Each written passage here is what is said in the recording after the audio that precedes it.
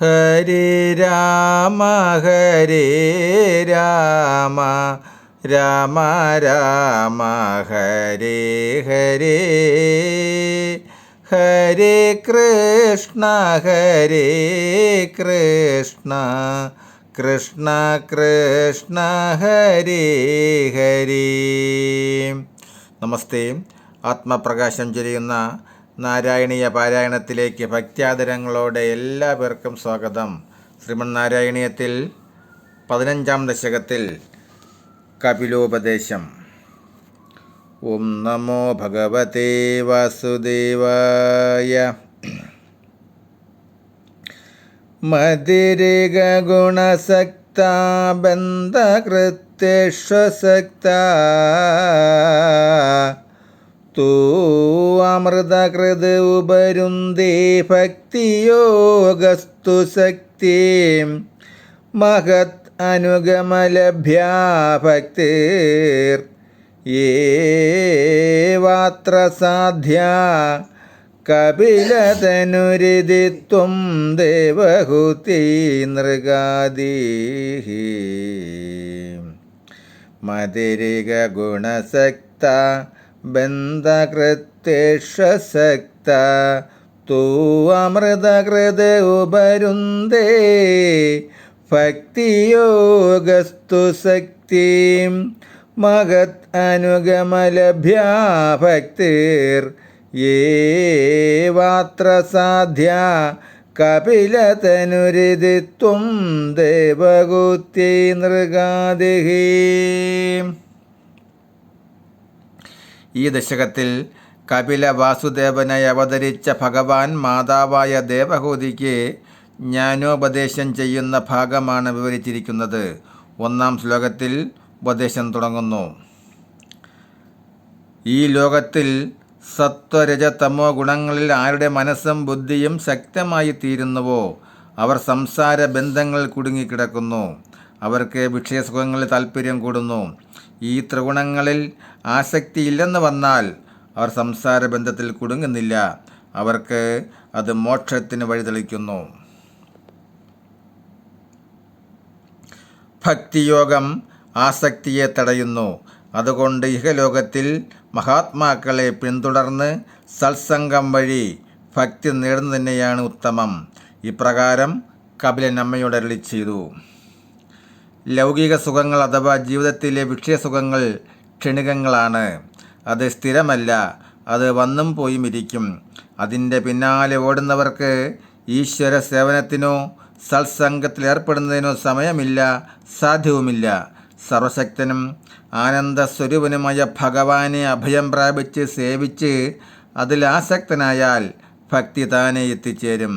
ഭക്തിയുണ്ടായാൽ പിന്നെ മുക്തി ലഭിക്കാൻ പ്രയാസമില്ല. അതിനാൽ മനുഷ്യജന്മത്തിൽ സത്സംഗത്തിലേർപ്പെട്ട് ഭക്തി സമ്പാദിക്കാൻ ശ്രമിക്കേണ്ടതാണെന്ന് സാരം. സംസാരബന്ധനത്തിനും സംസാരമോചനത്തിനും കാരണം മനുഷ്യൻ്റെ മനസ്സ് തന്നെയാണ്. രാഗാദികൾക്ക് അടിമപ്പെട്ട് വിഷയങ്ങളെ ഓർത്ത് അതിൽ തന്നെ മനസ്സ് ആസക്തമാകുമ്പോഴാണ് ഭവബന്ധത്തിനു കാരണമാകുന്നത്.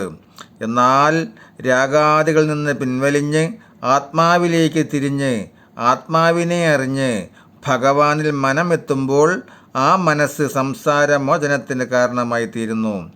ഈ തത്വം ഭാഗവതത്തിലും ഗീതയിലും ഭംഗിയായി ബോധിപ്പിക്കുന്നുണ്ട്. ശ്ലോകം 2. പ്രകൃതി മഹത് അഹങ്കാരാച്ച മാത്രാച്ച ഭൂതാനി അഭിഹൃതഭിദശാക്ഷി പുരുഷ പഞ്ചവിംശഃ ഇതി വിദിത വിഭാഗോ മുച്യതേ സൗ പ്രകൃത്യ കപിലതനുരിതിത്വം ദേവഹൂതി നൃഗാദീഃ. പ്രകൃതി മഹത് അഹങ്കാരാച്ച മാത്രാച്ച ഭൂതാനി അഭിഹൃതഭിദശാക്ഷി പുരുഷ പഞ്ചവിംശഃ ഇതി വിദിത വിഭാഗോ മുച്യതേ അസൗ പ്രകൃത്യ കപിലതനുരിതിത്വം ദേവഹൂത്യൈ നൃഗാദിഃ.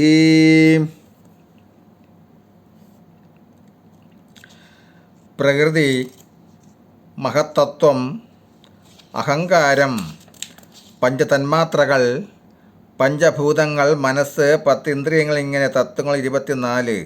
25-മതായി പുരുഷൻ. ഈ വിധത്തിലുള്ള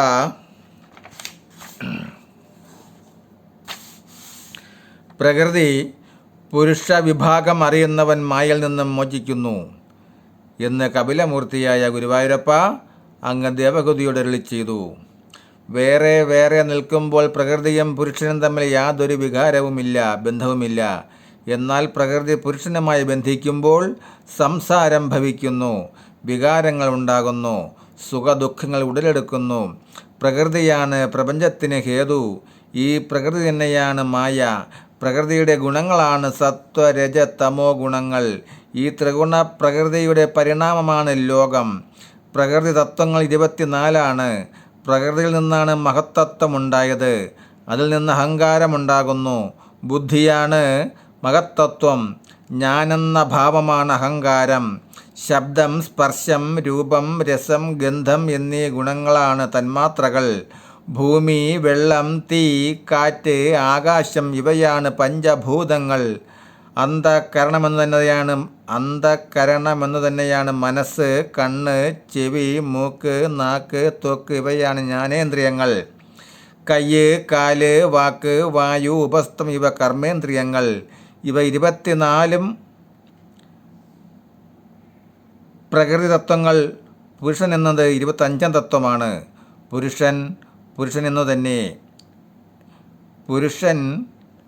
പുരുഷനെന്നു തന്നെയാണ് ജീവൻ.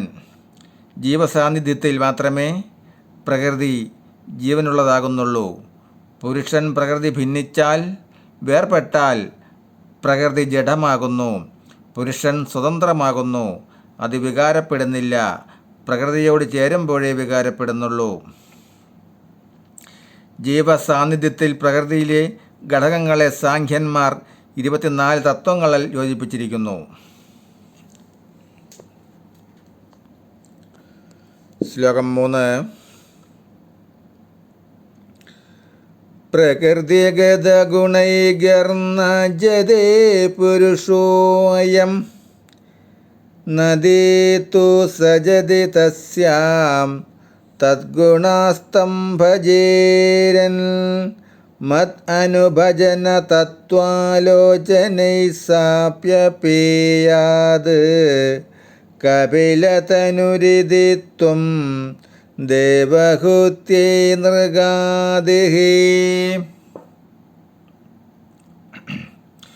ഈ പുരുഷൻ മായയിലുള്ള ഗുണങ്ങളിലൊന്നും ഇഴുകിച്ചേരുന്നവനല്ല.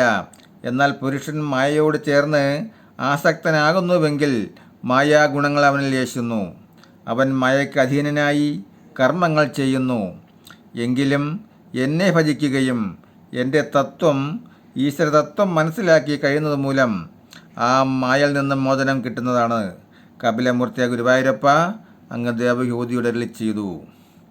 ഇവിടെ പുരുഷനും പ്രകൃതിയും തമ്മിലുള്ള വ്യത്യാസവും, പ്രകൃതി പുരുഷന്മാർ വ്യത്യസ്തമായിരിക്കുമ്പോഴുള്ള അവസ്ഥയും, രണ്ടും കൂടി ചേരുമ്പോഴുള്ള അവസ്ഥയും, മായയിൽ നിന്നും വേർപെട്ട പുരുഷൻ്റെ അവസ്ഥയും ബോധ്യപ്പെടുത്തുന്നു. നമസ്തേ. ശ്ലോകം 4, 5, 6 തുടരും നാളെ. ഹരേ രാമ ഹരേ രാമ രാമ രാമ ഹരേ ഹരേ ഹരേ കൃഷ്ണ കൃഷ്ണ കൃഷ്ണ ഹരേ ഹരേ.